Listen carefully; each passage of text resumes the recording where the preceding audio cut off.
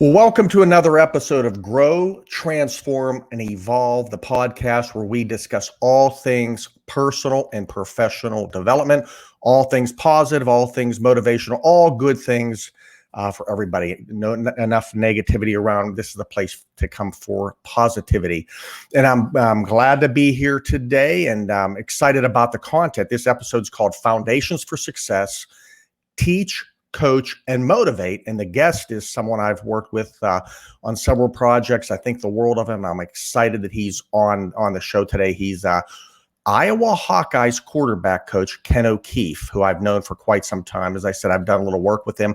He was actually head coach at my alma mater when they won the national championship as well, too. So he has a lot of great things to share, and I can't wait to get to that. So I'll do a brief introduction here in a bit. But as always, I like doing a quote of the episode, and it typically applies to the guest. And this quote is by Tony Robbins, and it is, "To effectively communicate, we must realize that we are all different in the way we perceive the world and use this understanding as a guide in our communication with others." And the reason I'm sharing this is I think Coach O'Keefe is incredible in reading the behavior, the communication, the motivation styles of his quarterbacks and all the players he's coached. He really has his hands on the pulse of his players, what motivates them, how to motivate them, how they're going to respond under adverse situations. And that's in many ways the crux of, I think, his success is his ability to not treat all his players the same, but really understand how to motivate each individual. And that's why I love kicking off with that quote. So the guest today is, again, Ken O'Keefe. He's current quarterback coach at University of Iowa Hawkeyes. A lot of great quarterback products come out of there. Prior to that, he's been in football, pro, college. He spent some time with the Miami Dolphins. He's been at Iowa for multiple years as well, prior to the Dolphins as offensive coordinator. And he was a head coach at both Fordham and Allegheny College, and compiled, I think it's 83-17 and one record there. So he's quite a successful coach, and he's going to share some great insights today about coaching, leadership, team, that can help you not only in your personal, but your professional life as well, too. So I'll kick him on here now. How you doing, Coach O'Keefe? Doing great, Steve. Thanks for having me. Happy to have you here. Now, I know I missed a lot in your career. When I looked at your bio online, it was about 8 pages long, and I knew I couldn't state all the stuff in that bio in the podcast. But did I miss anything? Well, tell me a little bit about your coaching career since you graduated from college. Well, my mother, who has since passed away, would have told you I started I would have started my coaching career. I'm trying to get myself in the picture. No problem. I would have started my coaching career when I was about 6 years old. And I took all the flour out of her cupboard, and I went up and I lined the local baseball field with that. Came back home and got my dad out of bed and told all the other fathers, and we wanted to go up and play a game with my buddies up at the field. So anyway, it's been something, that was brewing and stirring in me for, quite a while. Yeah. I was fortunate. I come from a family of 6. I was, the oldest, born and raised basically in a place called Milford, Connecticut. My dad was an iron worker, and my mom was a waitress, and there was never a dull moment around the O'Keefe household. Well, I think you brought something up interesting. I have fond memories of my childhood too, playing sports with my friends and building baseball stadiums. Very much like what you said. We didn't have flour. Fortunately, one of my best friends had his father owned a lumber yard, so we actually had real lime. But we actually built the field. We organized teams, and I think we really gained a lot of our leadership skills playing pickup ball with our friends. Would you agree with that? Totally.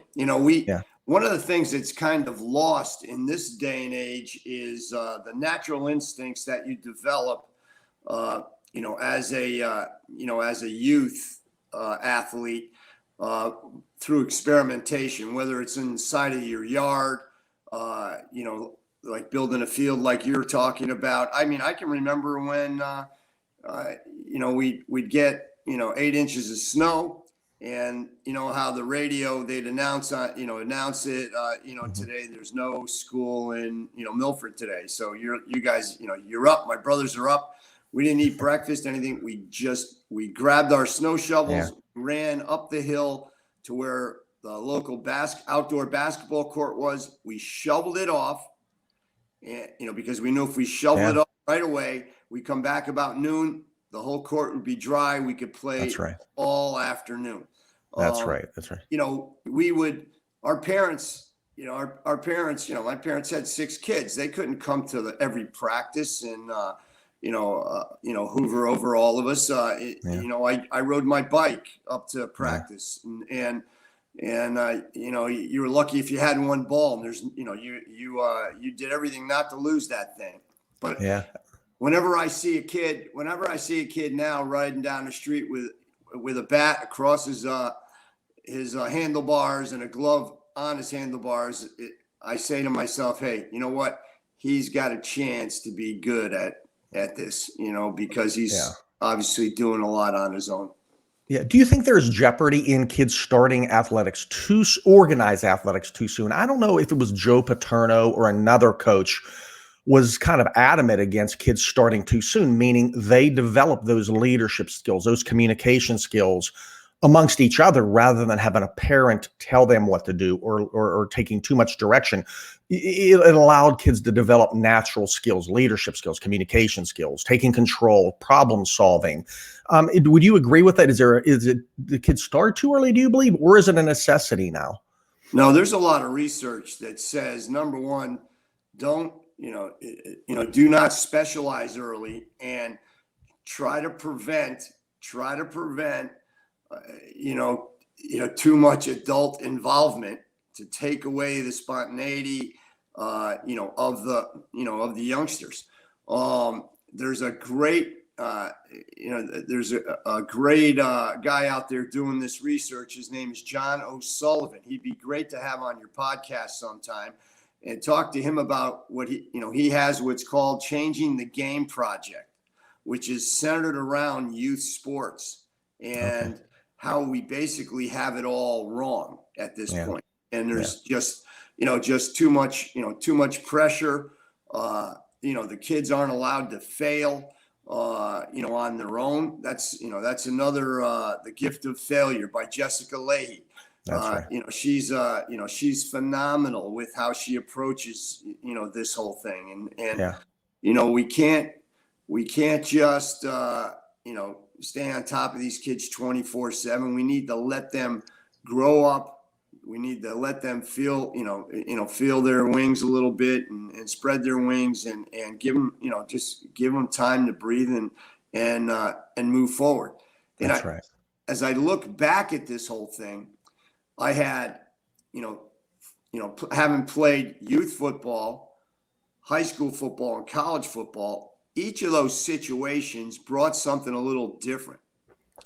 So I was very fortunate, when Big Ed Carliglio and Perry Feynman were coaching myself and all the other O'Keefe boys in the junior league, Pop Warner League, basically in Milford, Connecticut.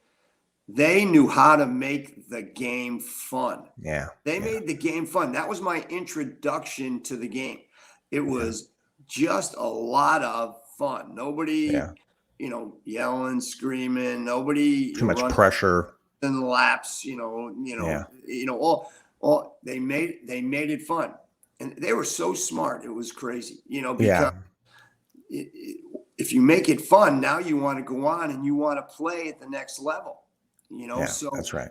And those guys stayed in touch with me my entire life until they passed away. Perry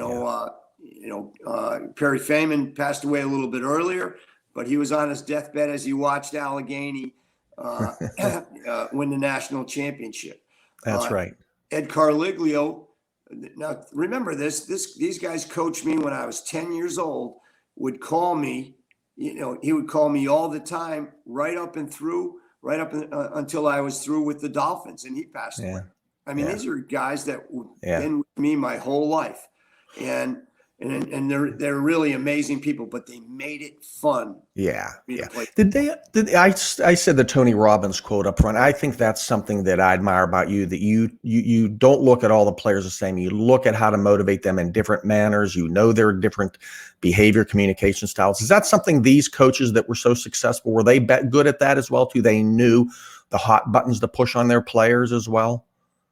I think so. I mean, really, you look at youth football coaches, they're just trying, they're novices. They usually get involved to help their own sons. Yeah. And they're just trying to make it a positive experience.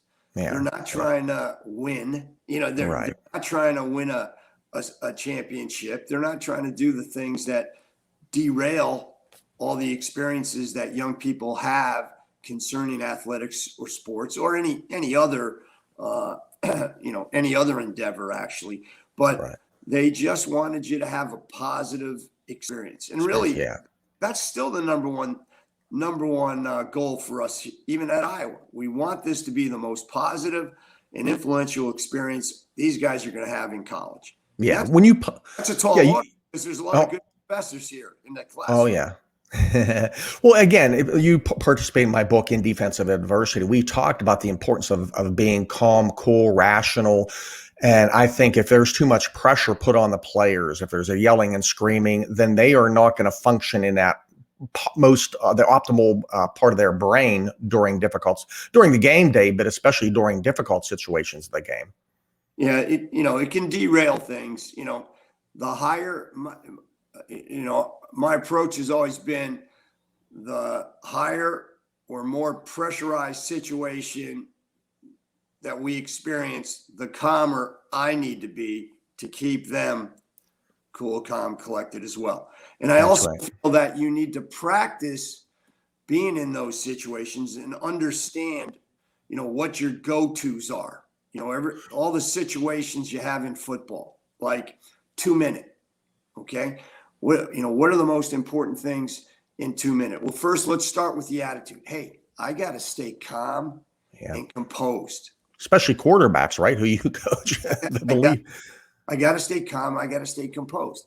What do I need to think of? What's going to help me do that? Hey, I'm not going to think about scoring a touchdown. Let's think about making first downs and conserving the clock. So how are we going to do that?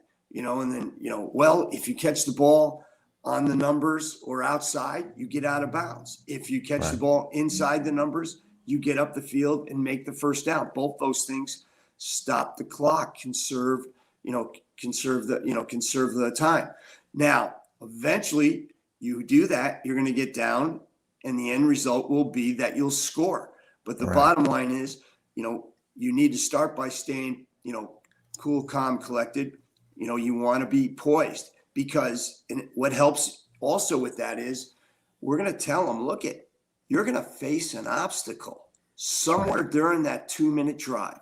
It could be a sack. It might be a penalty. It could be, it could be an incompletion, although we tell them incompletions don't hurt us. Okay. You have four tries to get the first down. And that's all we need is the first down to get the drive going. So those are all the things we practice, that stuff all the time, but you build the attitude and approach that you want to practice with every day that you work on it. And then you build in the language, which creates the thought process, which creates the composure, which creates the ability to operate under extreme pressure. Yeah. So you're basically building a foundation for success during game day through that process, right? Practicing these skills, building the fundamentals, practicing the fundamentals, but then actually, again, practicing them in real world situations. So when it does happen, the folks aren't seeing it for the first time. It's nothing new to them. It allows them to stay calm, cool, and collected. Is that fair to say? Well, hopefully it does, for the first time you're under pressure, there's a different speed that the world operates at, when it's coming at you, especially 300-pound guys, up the middle. But no, that's what we're after. And we try to recreate that stuff all the time by practice approach, mindsets that we want our players to have, whether it's at the goal line or short yardage, in the red zone, 2-minute, it doesn't matter. We're always trying to build those things in so that our guys, if all hell goes loose, breaks loose, they can go back and say, all right, hey, just stay calm and composed. Let's just get this first down. That's all I need to focus on. Hey, this incompletion is not going to hurt me. I got 2 more. Yeah. It's only second down. I got 2 more. I got 2 more tries at this. Or, hey, we jumped offside. We're now it's 1st and 15. That's okay. We've been here before. And then let's get the first down. They're back through the whole process. Yeah. They know how to operate. They never get derailed. I'm sure you've seen players get in that emotional state of anger or frustration.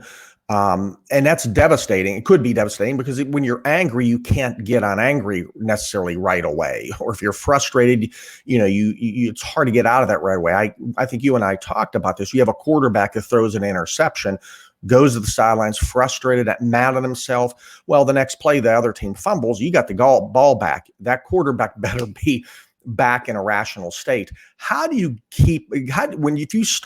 let's go backwards. Can you see players start falling into a negative emotional state? And if so, and when you do, how do you get them out of that?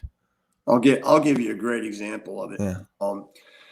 Because I used to spend a lot of time as a head coach, especially, looking at the opposite sideline. Okay. In between series, what's going on over there. And as soon as I saw the opponent's head start to go down, Amazing, we would go harder. Yeah. Because now we know where they're at. Their heads are down. It means they're tired or they lost confidence, don't believe in themselves, don't know what to do next, whatever it may be. So, if we ever catch that happening on our own sideline, the first thing we talk about is, hey, keep your head up. Okay. You don't want to let anybody see you sweat. It's like those great pitchers, all those great pitchers, they give up some monstrous home runs, don't they? Yeah. And then, but you look at them, the ball is like, I swear it's on its way still out of the park as it's hit. And they got, the ump threw them the new one. And they're, it's like they ignored the home run, just got the new ball and they're gonna go get the next guy. Exactly. The guys that can't do that struggle. They'll never have. Will you ever sit? I'm sorry to interrupt. I'm sorry about that, Coach. Say that again. I'm sorry.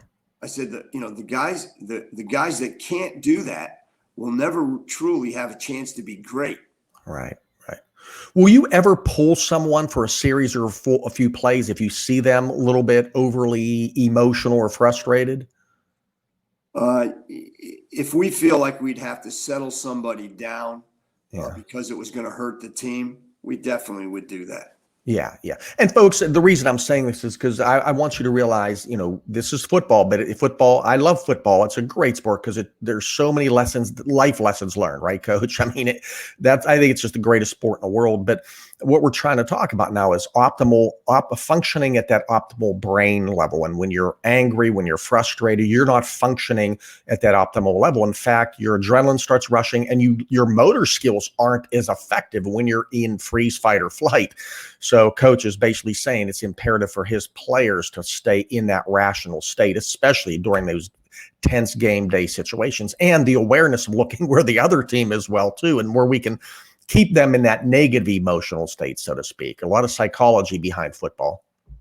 Yeah, I mean, when you see, you have all the personal matchups during the course of the game too, and when you see your opponent show you something that tells you, hey, there's a little chink in his armor right now that you may have him, then you're going to go after him, and they'll do the same to you. So it's paramount that you play with the fewest distractions that you can, with the most hidden emotion that you're capable of, without it spilling out and becoming everybody else's business.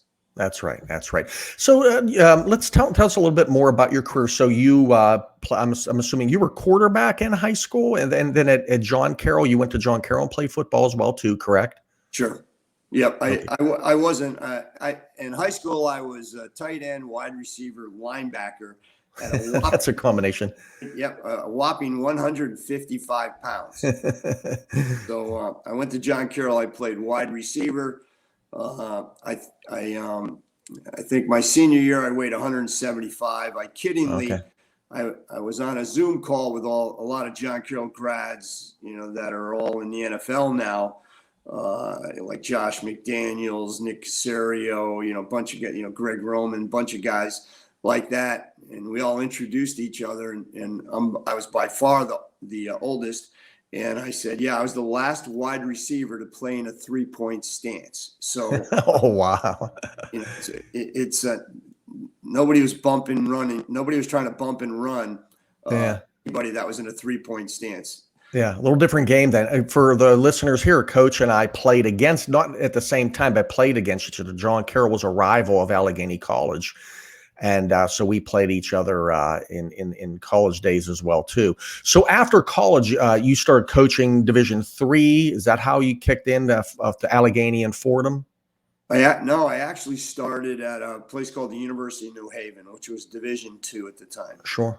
And then I went from there. I became the head coach at a place called Worcester Academy in central Massachusetts. Spent 6 years there. In fact, we just last year we celebrated the 40th anniversary of the 1980 undefeated team there. You know? And it was kind of like we had a lot of postgraduates that would come there that weren't heavily recruited coming out of high school or didn't get into the schools of their choice, and took an extra year with us, and we played like a half college JV schedule and a half prep school schedule there. Excellent. Yeah, from there I was in Fort Worth, Texas for 1 year at a prep school down there. Then I went to Allegheny as an assistant, as the offensive line coach. Okay. Under Peter Voss. Okay, and that's when when I played at Allegheny, we were about 500 or less team. You and Peter really helped turn that program around, right? Peter did a great job. He's an outstanding recruiter, really well organized, came from the University of New Hampshire, where he was the offensive coordinator. He was a great quarterback at Holy Cross as well. But anyway, learned a lot from Peter. Peter left and then went to he went with Lou Holtz as an assistant to Notre Dame, and that's when I got the call to become the head coach at Allegheny College. Yeah. So let's talk. You pop. I'm bouncing around here, but you're piquing my interest on some topics. You talked recruiting, looking at today's athletes and whatnot. What attributes aside? I'm not talking about the physical attributes. What are the mental or behavioral or character attributes you look for in players now? Sure. You want to talk about quarterbacks specifically? Sure. Well, there's really 3 physical attributes that I look for in a quarterback. I want quick feet, quick release, and arm strength. Okay. And then, when you talk about mentally or psychologically, the things that I'm looking for, I want a guy that is a good learner and can learn pretty quickly. So he needs to be able to learn. Number 2, I want somebody that can be a great decision maker. Okay. Because great decisions really result in big plays on the football field. Absolutely. And then I'll come back and explain a little bit more in all 3 areas here. And then the last thing, and it's certainly not the least, I'm looking for somebody that has leadership potential, kind of that leadership, demeanor, aura, but also, I do believe that you can teach that as well. And then you find out right away. We talk about, there are three, let's just say in the three prevalent sports, you can include, I guess we could push hockey, say four, or and people, somebody from soccer will be upset then you could multiply it, but the earliest chance to lead of any sport that I've been involved with was always the catcher in Little League baseball. Okay, interesting. It's a position of leadership immediately because, you've got to help the pitcher. You've got to direct where the ball's going. You got to force it second on the next play. There's two out. Okay. Just get the out. Every play they've got to be on. How are you going to set up, the cutoffs from the outfield, those kinds of things. Yeah. Then obviously, the point guard and little bitty basketball or whatever, and then, quarterback maybe in Pop Warner football. Maybe it's the center in hockey or in soccer as well. But, you can, if those guys have some of those experiences, that's probably going to help you along. But, if you go back, to the ability to learn, which is a critical factor, I'll test a young prospect when he comes into my office with his parents, and I'll just put up what we call our 4-step process for, teaching the offensive system, or I may go over our slant, which is the something I took from a guy named John Baxter 1,000 years ago when he was at Tulane. Talks about it's an acronym that talks about the stance that you want to have when you're in a meeting room or you're in a classroom. It's an acronym. Sit up, lean forward, act interested, nod, track with your eyes, and okay. I put an extra T in there about 15 years ago, and that's take note. So I'll teach those to a prospect as soon as he comes in.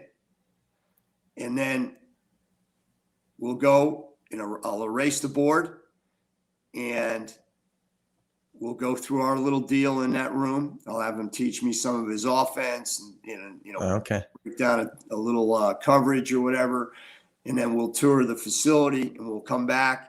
I'll ask if there's any questions that he has. And after that, I'll ask him to get up there and tell me what the 4-step process for learning the system is, and tell me what the slant is. Yeah. And poor parents, especially the moms, totally horrified on the looks, the looks on their face because their son is about to fail. Yeah. And the best we've ever had, maybe somebody got 3 out of 4 or whatever. Yeah. But the mother, it takes everything for the mother not to yell out what the fourth thing is. Yeah, that's funny. And it's comical to watch, but it is very indicative of what's going on in our society today, where our kids aren't allowed to fail. Right. So anyway, that's one way I can test, just quickly, the ability to learn and how it might help me. So building on that, you're not only going to be able to gauge that person's ability to learn, but how they're going to respond under pressure in that moment as well, too, right? Because now you put them on a spot a little bit, so you're seeing how much they've been able to absorb, but also how they're going to respond is going to tell you a lot about that as well, too. Is that fair to say? Totally. Yeah. Then you go to the decision-making process. You can kind of get that figured out pretty easily. Just look at their completion percentage. You look at their touchdown to interception ratio. If that's too even, if it's 15 and 15, bad decisions. Yeah, a lot of bad decisions getting made. We measure them on what they do after scrambles. We measure them on explosive plays down the field. Those are all indicative of what kinds of decisions they can make out there, on the field. Gotcha. And then you go to leadership. And again, we talked about the primary areas of leadership they may have been involved in previously. And there are a lot of quarterbacks that aren't great leaders, believe it or not. But, we teach, and believe that, all great leaders possess 3 common characteristics. Number 1, they provide a great example. Number 2, they communicate in a positive way. Okay, And good. number 3, they care about helping other people. Okay, good. And so, when you talk about example, and this is a very misunderstood word, and it is the number 1 characteristic of a great leader is what kind of example of somebody providing, Right. And that's critical. Right. And never mind that. Why is it important even? Why is it important? And the real reason that providing a great example is important, getting other people to see that, is because it has a tendency, in most cases, to elevate the performance levels of everybody else around them. Okay. Yeah. So if you're running sprints together and you're leading the sprint as a senior, Steve, and you have a true freshman lined up next to you, he's going to try to keep up with you. That's right. As long as you recruited the right character. That's right. He'll try to keep up with you. So Right. it's almost like drafting. Immediately, you're going to improve. Right. Immediately, your performance level increased. And it's just a natural law. And, especially at our level, Division I athletes, they hardly ever have to exceed maybe 60 to 65% of their true capabilities while they're playing in high school, because a lot of them are men amongst boys. Yeah. So heads above. Yeah. Right. So then move that over to, all great leaders communicate in a positive way. Okay. In a concise and clear way as well. That really helps too. But, positive really makes a marked difference. The example I'd use there is when you communicate like that. All right. You and I are running next to each other, and I'm trying like crazy to keep up with you, after we've done 10 cross fields and we're trying to get to 15, and you look over at me and say, "Hey, Ken, you're going to be okay. Just keep following me." Yeah. Right. Okay. So, what does that mean? That means to me, like, wow, this guy believes in me a little bit. All right. So what do? I pep up my attitude. That's right. So, That's right. all right. That positive communication, increases the level of my attitude. That's right. Which means I can keep persisting. I can continue to work through this difficult time of adversity because you believe me. Now let's say we're getting on, we're on number 13, and it's really getting tough, right? It's really getting tough. And, now we run into the care. Okay. All great leaders care about helping the people on their team or in their organization. That's right. Succeed. They don't care about themselves. They care about their team. So now, you got number 14, you got 2 to go, and my head is hanging below my knees. And you say, "Hey, Ken, keep your eyes up, man. You're going to be all right. You just follow me." Okay. You just follow me. You're going to be okay. And I pull my head up and I take that 14th one and I run across the field. Then we got one left now, and you go right to me. You say, "Keep your head up now." And you put your arm around me, and the guy next to you, Bobby Frazier, pats me on the butt. Okay. And says, you're going to get there. Yeah. Stay with us. Yeah. Bam. They get me. So that elevates the ability, the fact that you care. Right. Elevates my ability to believe in the team. Right. So you and I have talked about this a lot in the past, and one of the things I admire about you, once again, is your ability to know the hot buttons to push on your different players. How do you draw some of that out on maybe a little bit more of an introverted, quieter coach or quarterback who has all the skills, has all the attributes you're looking for, but it needs to be, maybe he needs to draw it out more. I think your starter a few years ago, we ran the assessment and information. He was a little bit more on the introverted, quiet side, yet he had a hell of a career at Iowa. So how do you draw that out in them? Or was that something that he did have in his DNA, even though he was more of an introverted guy? Yeah. I think these are things that, sometimes you just have to let it come out a little bit more naturally, with maybe a conversation about, hey, try this, try that.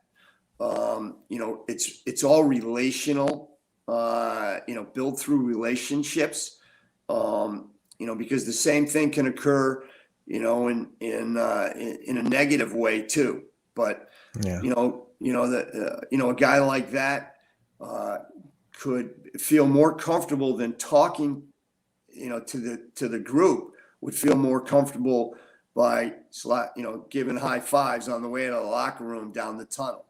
Yeah. And that's where he gave his encouragement. Okay. Not the vocal side of things, but just showing it more than anything. And he was good. Because he was calm in all situations, he can be calm too. And that's something that guys get a chance to, rely on. The consistency, the steadiness is really what people are looking for in crisis situations. Yeah. Knowing that you're going to fight till the end, and that's all they care about. That's all that matters.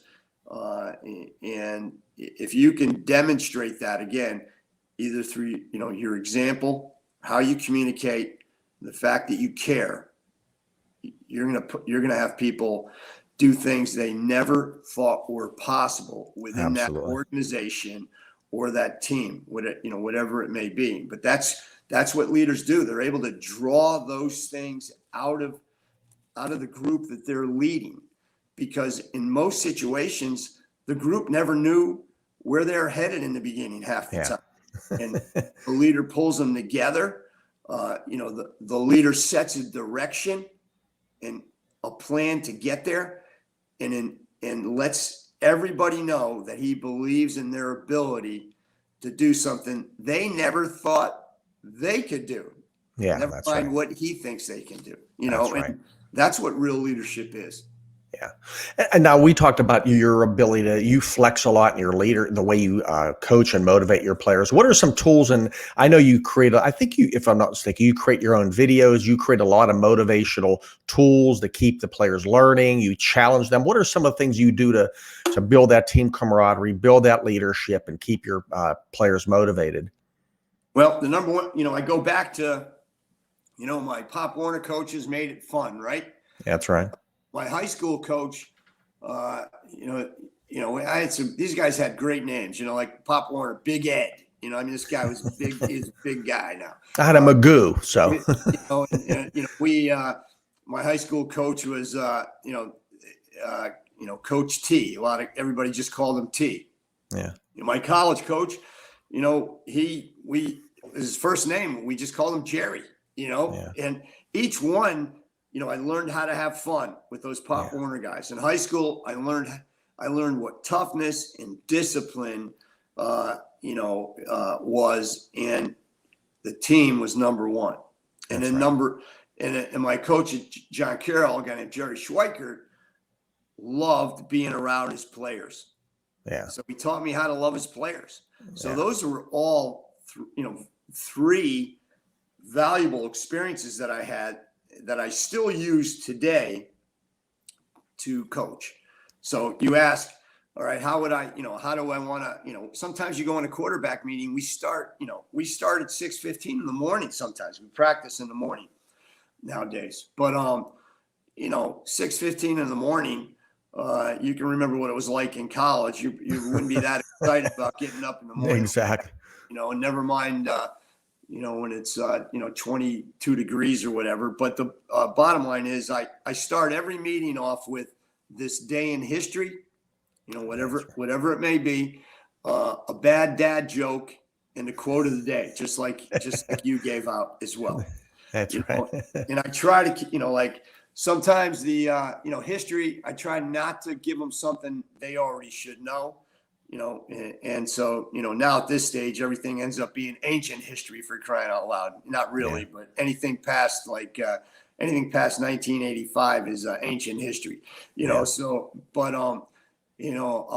if we're getting near Thanksgiving or Christmas, Halloween, Easter, then I'll take the bad dad jokes on a theme down those roads, and then then I may hit a section where I use quotes from Buddha for 2 weeks and change his name right in the middle of the process. And instead of calling him Buddha, I'll give him 2 names, a first and a last name, and call him Bud Ha. Just to keep these guys, they're great. They treat me with respect, even though my own kids think I'm losing my mind, and my wife thinks I totally lost it. But anyway, self-deprecation. Yeah, and that makes it fun for all of us. We on their birthdays, we'll bring in a cake. You'll find out what their favorite cake was from their moms. We'll bring in a cake. We'll do a PowerPoint on what that day in history they were born, what the number 1 movie was in that day. Okay. What the number 1 book was, the bestseller. What the number now 1 record. Are you having this prepared for them, or they have to research it themselves and bring it? No, we bring it in. Gotcha. So they got enough to do. I want them to stay focused on football, Yeah. But they, so we do that for every, the ancestry of their name, first and last, Okay. some stuff like that. But, it just, again, it shows you care a little and care enough to, and the guys in the NFL love that too. I mean, they absolutely, I'm sure they thought it was hokey, at times, but, I do feel like, it was appreciated, and I felt it was important for, important for us to be able to, do those kinds of things. But so you're not helping them learn and keeping them motivated, but you're doing it in a fun way. You're making everything fun. It's not overly, it's a learning, but it's not overly serious. It's a little bit of a blend. Yeah. You started off that way and you can keep it light. My teaching style is not to just lecture and talk to them. It's to involve them. I'll ask them, what do they think? What's this process? I try to teach a process with most things that we're doing, whether it's, running the football, what are the things we're looking for, throwing the ball, how to read the secondary, how to read the defense, whatever it is, we try to build in these different processes that will allow us to stay on track, even when it gets a little crazy at times. So, I asked a lot of questions off the tape. How'd that feel? What'd you see, hear? Why did you do this? Because you know what? I'm on that sideline, and it's not a great vantage point. That's right.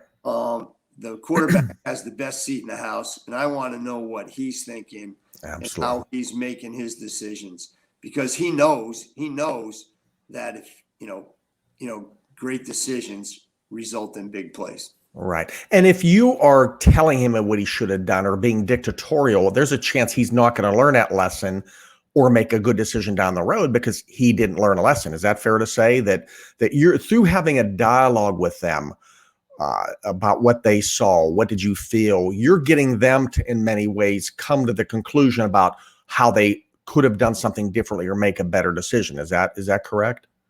That's part of it, but also I'm going to learn a lot too. Okay. Yeah. You know what I'm saying? Yeah. I'm learning more than them. Yeah. Okay. All the time, because when they speak, now I'm thinking, okay, this is what he's seeing. Am I teaching this the right way for this guy right now? Or do I So need, there's the flexing and balancing. or you know what? I like what I was doing, but I like the way he's thinking better. I can see an avenue over, where we combine a little bit of both thoughts and we are in total sync. So that, there's a lot of stuff, especially in pro ball now, I was coaching some veteran guys that have been in the league like, 8-10 years. Yeah. And I'd been a college offensive coordinator, quarterback coach for a bunch of years, 13 at Iowa before I went. But, that was a total collaboration at the pro level. And that's how I personally, I like to coach, with collaboration, Absolutely. but it's not easy. Yeah. It's not easy to do until the system's taught and they feel and know enough and feel comfortable enough with their own mistakes, to Share out. Yeah, to go beyond the baseline knowledge and Right. really start to get. Right.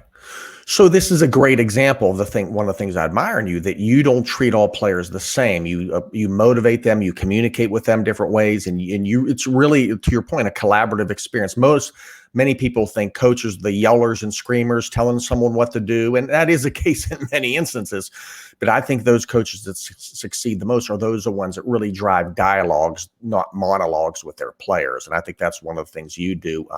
One of my favorite quotes, I'm going to paraphrase, it's about Vince Lombardi, but he stated that the key to his success was he needed to know how to motivate and communicate with 40 different men, 40 different ways. And I think a lot of your approach allows for that. So I remember him saying that. Yep. Yeah. Yeah. So outside of coach, we're going to obviously Coach Ferenc is probably your favorite, most brilliant coach, but outside of the head coach, what are other coaches in your past, let's say coaches people would know that you really admired, you thought they were a great coach, like a Vince Lombardi? Well, that's a great question. My high school coach was, very influential, and the assistants he had, were as well.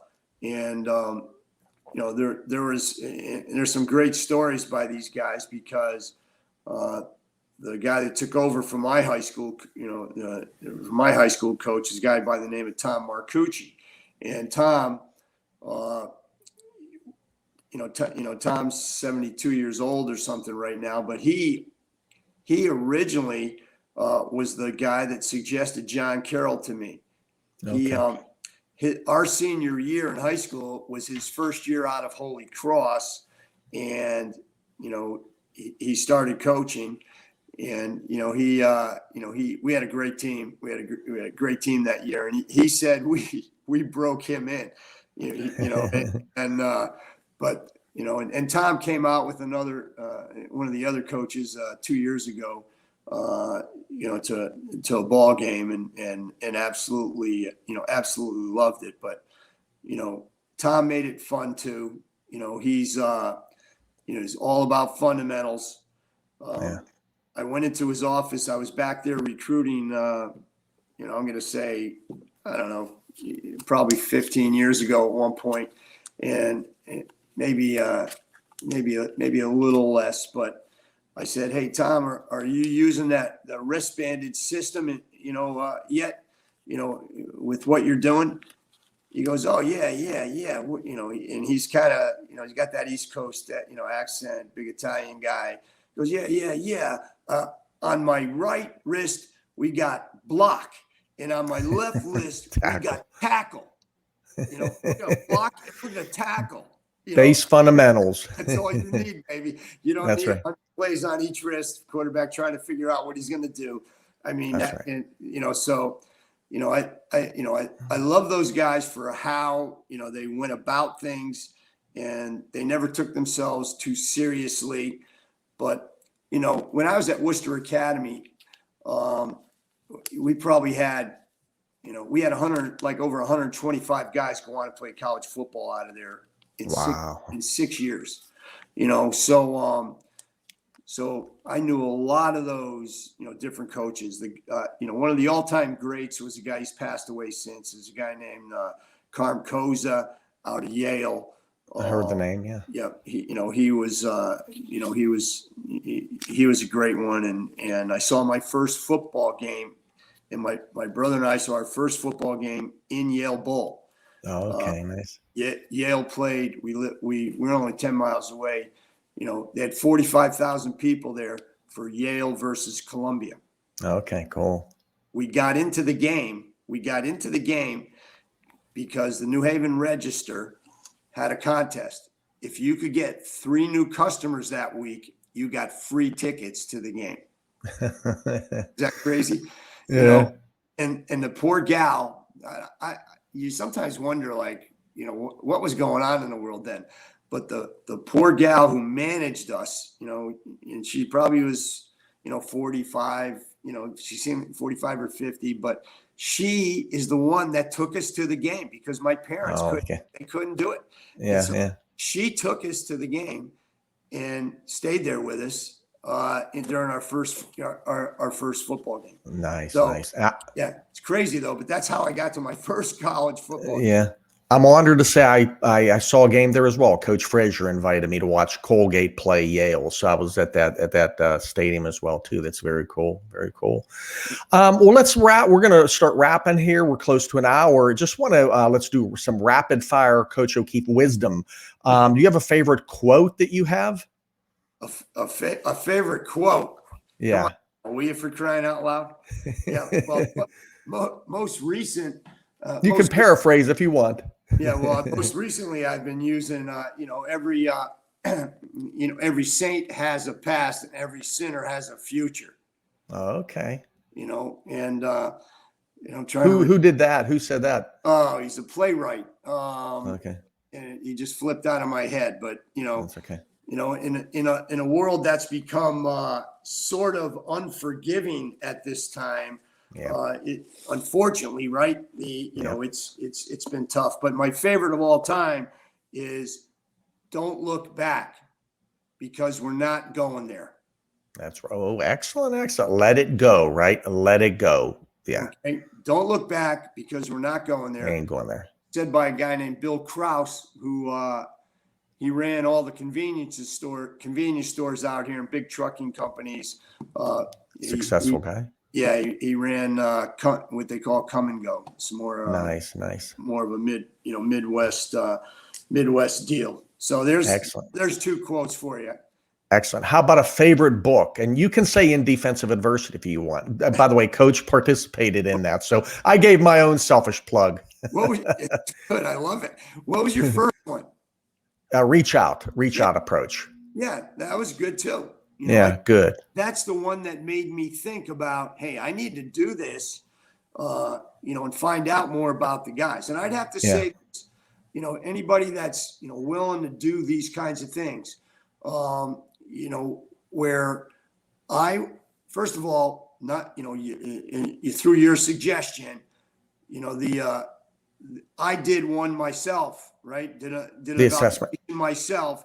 So I could tell what my style was. That's right. Using the DISC survey, folks. Yep. That's what it is. Yeah. I had Joanne check that out, and grade it. And she thought it was pretty spot on. Yeah. It helped me a lot knowing my style and the styles of the guys that played for us. That's right. And then after having guys in the program for 4 and 5 years, I could see the run and how it stayed pretty consistent. That's right. It didn't vary at all. That's right. I was kind of amazed at, because I think some of these things can vary at times, depending on who you are. I certainly feel like I'm sort of a different person, as I approach 68 this August than I was when I was 18. No doubt. But this helped. This helped. So, and it was fun helping with, in defense of adversity as well. I thought, Yeah. I thought that was good. But when you it seems like I've had so many opportunities to read great books, and James Michener was my favorite. Okay. Author. Nobody even knows who he is anymore. Years ago, but two come to mind: Malcolm Gladwell. In David and Goliath. I just thought, I don't know if you've read that or not, but No. it's all backed. So much of it's backed by statistical information in the actual battle between David and Goliath, and Okay. why David should have been ranked as, not David. Goliath should have been ranked as the underdog, not David. Oh, interesting. It's What's it called? What's that book called? It's Malcolm Gladwell. Gladwell. David and Goliath. Okay, I'll have to check that out. Yeah, it's phenomenal. And then, I have this one book, and I love it for a lot of reasons, but it's by a guy named Anthony DiStefano. Like the name? He was in one of those videos that I made for you and sent to you one time. But anyway, okay. It's called The 10 Prayers God Always Says Yes to. Interesting. Okay. Really good, really good stuff. Excellent. There it is right there. Who's the author again? Anthony DiStefano. DiStefano. That's a nice Paisan name. Okay. Excellent. Excellent. You can, you'll be able to hunt them down. Excellent. Two more questions. What would it be an important developmental skill you'd recommend for anyone, external football, just a life skill that people need to learn?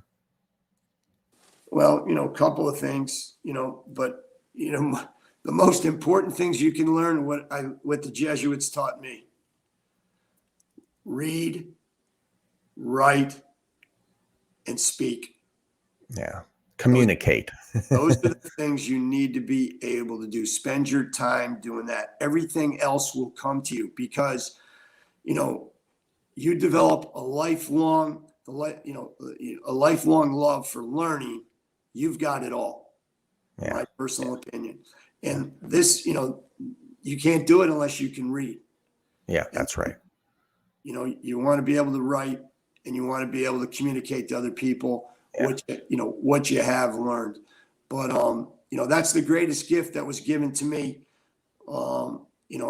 at John Carroll and by Jesuit education is the ability to learn whatever I wanted to. And curiosity has not it's never ended. Never ended. Exactly. That's good. That's the way I want to live my life as well, to keep that the mental side as sharp as the physical side. Last question. You're a busy man. What do you do? What's a hobby you do to relax and decompress? Well, when I was at Allegheny, these guys out there, they all knew how to trout fish. And so they taught me how to trout fish. This guy, Bob Frazier, who was a teammate of yours. That's right. He was with me on the maiden voyage, and we got our waders. We're in Oil Creek, I think, wading down the stream. And my first cast went up into a tree, and my lure got stuck about 40 feet up. And I bet you guys like that one. both he and Jack Liebheimer were on their backs on the bank, just rolling. But they taught me how to fish out there, and it's something that I've really enjoyed. It's great. You can get out. It's so quiet. It's so peaceful. And a lot of stuff can just come to you out there.